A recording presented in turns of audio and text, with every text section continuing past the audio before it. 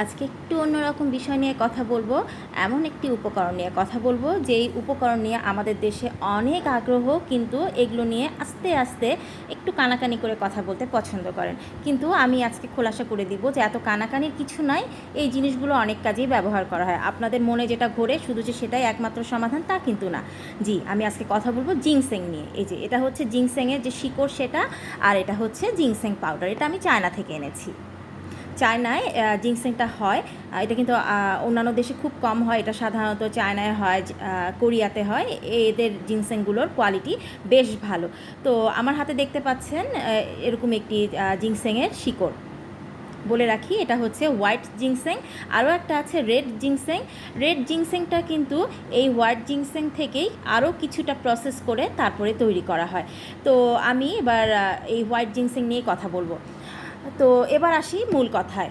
আমাদের দেশে এটা একটু কানাকানি করেই কথা বলে, একটু গোপন রাখতে পছন্দ করে। এই জিনিসটা জিনসেং নামটা উচ্চারণ করাটাই যেন খুব লজ্জার কিছু। আসলে কি, তাদের মাথায় একটা জিনিসই ঘোরে, এবং কথাটা সত্যি, কিন্তু ওটাই যে একমাত্র এর সমাধান তা কিন্তু না।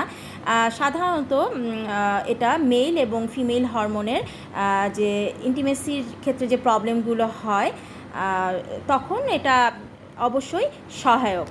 কিন্তু সত্যি বলতে কি, যে শুধুমাত্র যৌন বর্ধক ছাড়াও এটা অনেক অনেক গুণ আছে। এই জিনসেং কিন্তু হেয়ার এবং স্কিনের জন্য অনেক অনেক ভালো। আমাদের হেয়ার ফলিকলকে এটা উন্নত করে, হেয়ার লসের যে সমস্যাগুলো সেই সমাধান করে থাকে, হেয়ারকে মজবুত করে, ঠিক করে।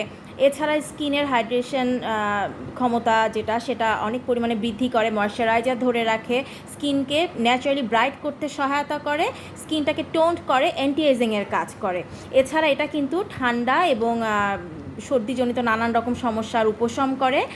আর এছাড়া আরও আরও অনেক কিছু আছে, এটা আমাদের ইমিউনিটি সিস্টেমটাকে বাড়িয়ে তোলে।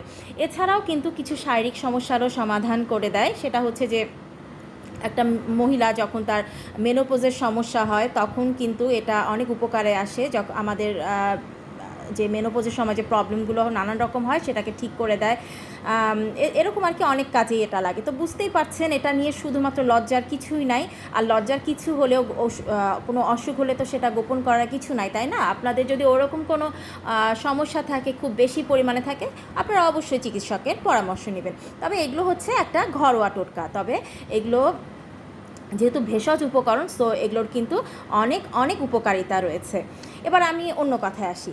আমি চায়নায় গেলে এগুলো নিয়ে আসি। সেটা হচ্ছে যে, এই যে বললাম অনেক রকম উপকারিতা আছে।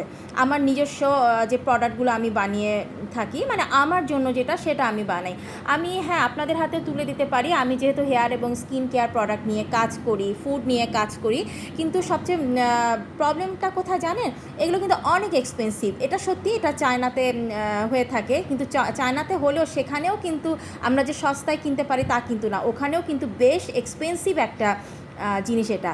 আর এটা দিয়ে যখন আমাদের দেশে আমি কাজ করব, তখন আপনারা কি চাবেন যে ওই পরিমাণ মূল্যটা দিয়ে আপনারা প্রোডাক্টটা কিনে নিতে? কেননা আমি আমার দীর্ঘদিনের অভিজ্ঞতায় এটুকু বুঝতে পেরেছি, সবাই খালি বাজেট প্রাইস চায়, বাজেট প্রাইসের মধ্যে ভালো প্রোডাক্ট চায়। এটা কিভাবে সম্ভব বলেন? তো যদি আপনাদের এরকম কোনো ইচ্ছা থাকে যে আমি এরকম বানিয়ে আপনাদের হাতে দেব, তাহলে আপনারা যদি অনেক অনেক যদি আমি রেসপন্স পাই, তাহলে হয়তো আমি চেষ্টা করতে পারি।